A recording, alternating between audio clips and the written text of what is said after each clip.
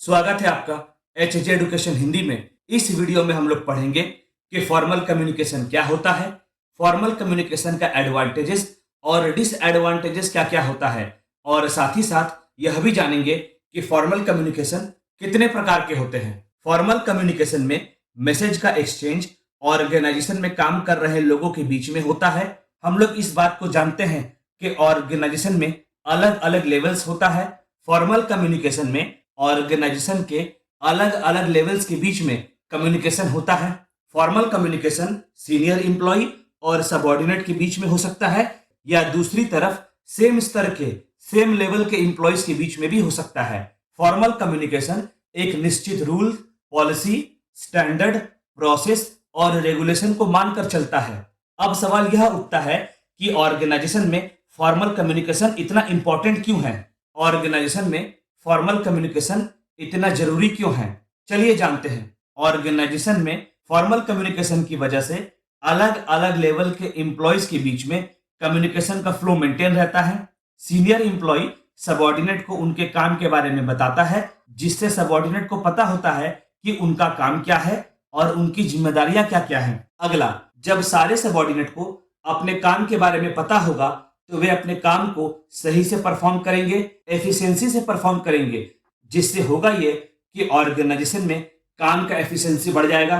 अगला, क्योंकि formal communication में सीनियर एम्प्लॉयज सबऑर्डिनेट को काम से जुड़ा डिटेल्स बताते हैं, काम से जुड़ा क्लैरिटी बना रहता है और एरर या मिस्टेक होने के चांसेस कम जाते हैं। अगला, फॉर्मल कम्युनिकेशन में मैसेज ऑर्डर फॉलो करते हुए फ्लो करता है, टॉप लेवल मैनेजमेंट से middle level management, middle level management से लोअर लेवल मैनेजमेंट आदि। इससे काम से जुड़ा डिसिप्लिन मेंटेन करना आसान हो जाता है और एम्प्लॉयज को पता होता है कि उन्हें काम से जुड़ा रिपोर्टिंग किसे करना है। इससे एक और फायदा यह भी होता है कि एम्प्लॉयज के काम को कोऑर्डिनेट करना आसान हो जाता है।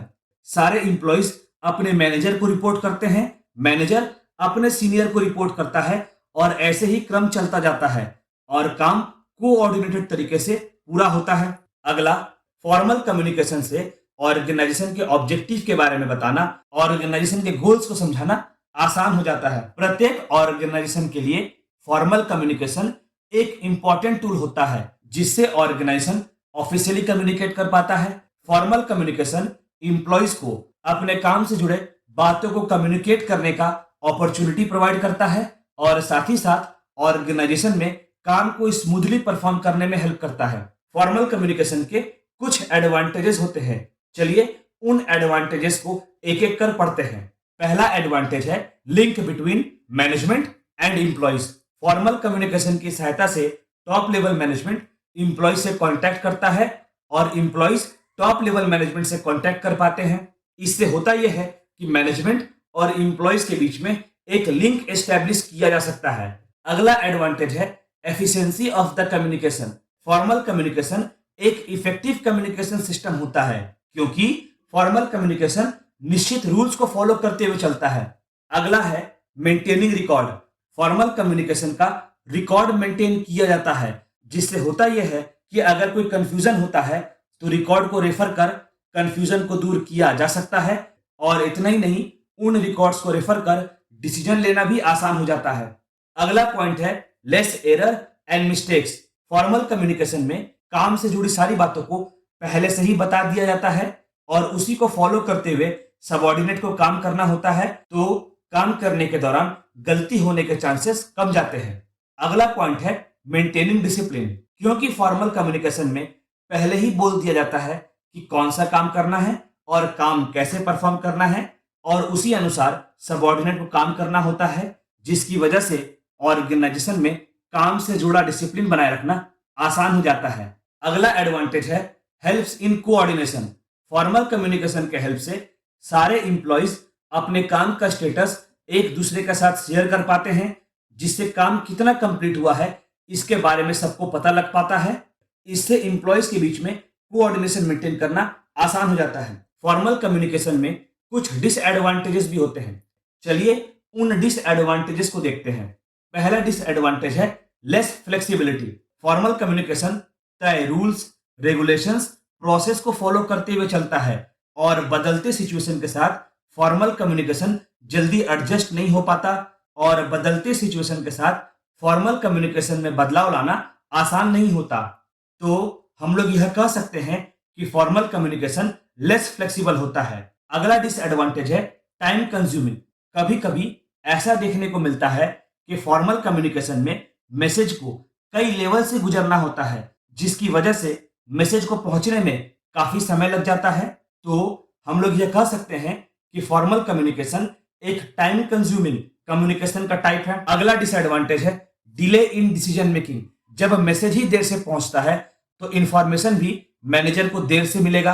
अच्छा, हम लोग जानते हैं कि इंफॉर्मेशन को बेस बनाकर डिसीजन लिया जाता है, तो जब मैसेज देर से पहुंचता है तो डिसीजन मेकिंग प्रोसेस भी डिले हो जाता है। अगला पॉइंट है पार्टिसिपेशन ऑफ एम्प्लॉयज।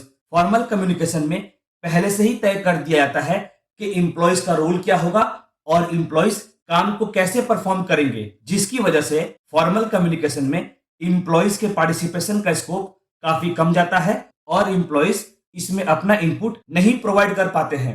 अगला पॉइंट है लैक ऑफ इनिशिएटिव। जब एम्प्लॉयज को पता है कि उन्हें केवल इंस्ट्रक्शंस को फॉलो करते हुए चलना है और उनका पार्टिसिपेशन न के बराबर होगा, तो एम्प्लॉयज अपने तरफ से उतना इनिशिएटिव नहीं लगाते, वे केवल इंस्ट्रक्शंस को फॉलो करते हैं। फॉर्मल कम्युनिकेशन में पर्सनल क्रिएटिविटी का स्कोप नहीं रहता। अगला डिसएडवांटेज है कॉस्टली मेथड। ऑर्गेनाइजेशन को रूल्स, रेगुलेशंस, पॉलिसीज को फॉर्म करने में खर्च करना पड़ता है और फॉर्मेलिटीज को फॉलो करने में भी काफी खर्च करना पड़ता है, जिसकी वजह से फॉर्मल कम्युनिकेशन एक कॉस्टली कम्युनिकेशन का टाइप बन जाता है। अच्छा, अब तक हम लोगों ने देखा कि फॉर्मल कम्युनिकेशन क्या होता है, फॉर्मल कम्युनिकेशन का एडवांटेजेस और डिसएडवांटेजेस क्या क्या होता है। चलिए आगे बढ़ते हैं और फॉर्मल कम्युनिकेशन के टाइप्स को देखते हैं, फॉर्मल कम्युनिकेशन के अलग अलग प्रकार को देखते हैं। पहला है वर्टिकल कम्युनिकेशन। वर्टिकल कम्युनिकेशन में मैसेज का फ्लो ऑर्गेनाइजेशन के अलग अलग लेवल्स और पोजीशंस के बीच में होता है। मैसेज का फ्लो दोनों तरफ होता है, मतलब वर्टिकल कम्युनिकेशन में मैसेज सीनियर एम्प्लॉय से सबऑर्डिनेट तक फ्लो करता है, वहीं दूसरी तरफ मैसेज सबऑर्डिनेट से सीनियर एम्प्लॉय तक भी फ्लो कर सकता है। अच्छा, मैसेज का फ्लो सीनियर एम्प्लॉय से सबऑर्डिनेट की तरफ होगा या सबऑर्डिनेट से सीनियर एम्प्लॉय की तरफ होगा, यह सिचुएशन पर डिपेंड करता है। अच्छा, वर्टिकल कम्युनिकेशन को दो भागों में बांटा जा सकता है, डाउनवर्ड कम्युनिकेशन और अपवर्ड कम्युनिकेशन। डाउनवर्ड कम्युनिकेशन में मैसेज का फ्लो टॉप लेवल मैनेजमेंट से स्टार्ट होता है और अलग अलग लेवल तक जाता है। डाउनवर्ड कम्युनिकेशन का ऑब्जेक्टिव होता है सबऑर्डिनेट से काम करवाना। डाउनवर्ड कम्युनिकेशन के माध्यम से इंस्ट्रक्शन पास किया जाता है, पॉलिसीज बनाया जाता है, इंफॉर्मेशन दिया जाता है, ऑर्डर दिया जाता है आदि। अगला है अपवर्ड कम्युनिकेशन। अपवर्ड कम्युनिकेशन में मैसेज लोअर लेवल से होता हुआ सीनियर इंप्लॉयज तक जाता है। आमतौर पर अपवर्ड कम्युनिकेशन के माध्यम से इंप्लॉयज अपना फीडबैक प्रोवाइड करते हैं और इतना ही नहीं, अपवर्ड कम्युनिकेशन के हेल्प से कंप्लेंट, रिक्वेस्ट, रिपोर्ट, सजेशन आदि भी सीनियर इंप्लॉयज तक पहुंचाया जाता है। फॉर्मल कम्युनिकेशन का अगला टाइप है होराइजोंटल कम्युनिकेशन।